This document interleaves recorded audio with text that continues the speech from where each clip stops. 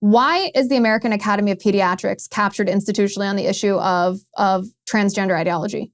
Well, I mean, there's a number of reasons, Liz. I mean, one is, what we're seeing in the AAP is part and parcel of what we're seeing across other institutions in American life, which is a kind of ideological takeover by a very young, very, very left-wing, very woke generation of activists coming out of elite universities. We see this in editorial boards at mainstream media. We've seen this at the New York Times.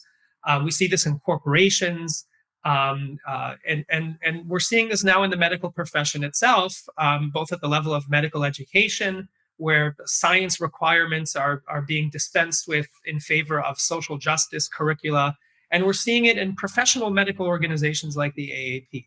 So part of the story here is a young, highly ideological, highly motivated, and very well organized group of activists who are really good at kind of bullying everybody else into submission, or at least into silence.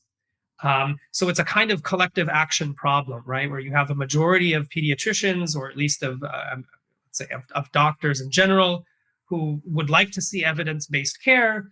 But then you have a minority of activists who are very vocal and well organized and know how to dictate the tone and the policy. But part of it, I think, is that uniquely for the American Academy of Pediatrics, it's a heavily female-dominated field, 2/3. There are, in female-dominated fields, pediatrics, psychology and psychiatry, and education and teaching, understandably, there tends to be a much stronger emphasis on kindness and compassion and empathy.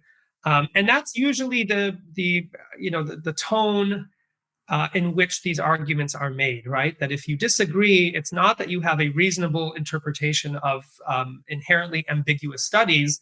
It's that you're cruel, you're lacking in compassion. And I think that kind of messaging is uniquely potent in an environment that is female-dominated.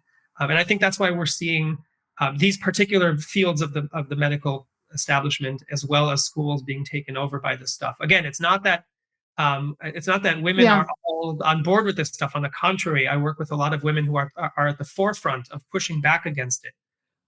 It's just that these fields tend to be ones in which empathy can more easily be weaponized.